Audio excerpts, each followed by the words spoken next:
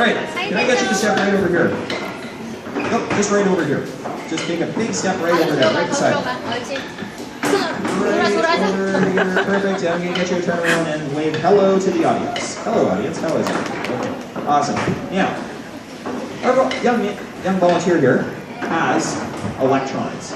Everybody in this room has electrons. They also have protons and neutrons, which are the other two types of subatomic particles. But the ones we're really interested in are the electrons. What we want to do is borrow some of his electrons. So the way we're going to do that, we are going to get a very high-tech electron gathering device, and we are going to pluck electrons off his head.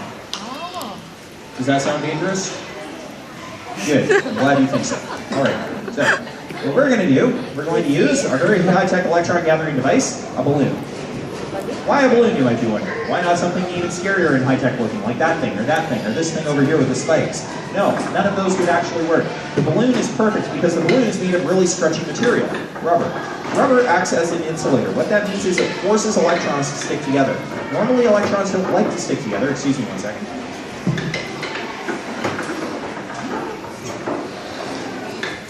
Normally electrons don't like to stick together because they all have the same kind of charge, and that's a negative charge. But in the case of an insulator, it's going to force those electrons to stick together. Now here's what I have planned. We're going to take our balloon, covered in rubber. We are going to lower that onto Shadra's head. We are going to rub the balloon back and forth and pick up some electrons. Then we're going to try and lift up the balloon and see if we have them. Is everybody ready? All right, here we go. Are you ready?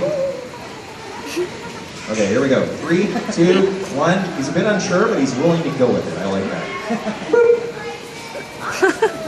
Alright, by rubbing the balloon back and forth on somebody's head, what we're doing is we are picking up some of the electrons that are in their hair. So you have electrons in your hair as well, just like our volunteer here, just like I do, just like everybody on Earth does.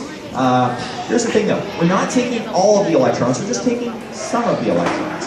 Any electrons that we take give the outside of the balloon a negative charge. Meanwhile, in the hair, because we took away some of the electrons, now we mostly have protons left behind in the hair. And the protons are going to give the hair a positive charge. So positive charge in the hair, negative charge in the balloon. Remember, opposite charges attract, so that means we have attraction between the balloon and the hair. And here's the really cool thing.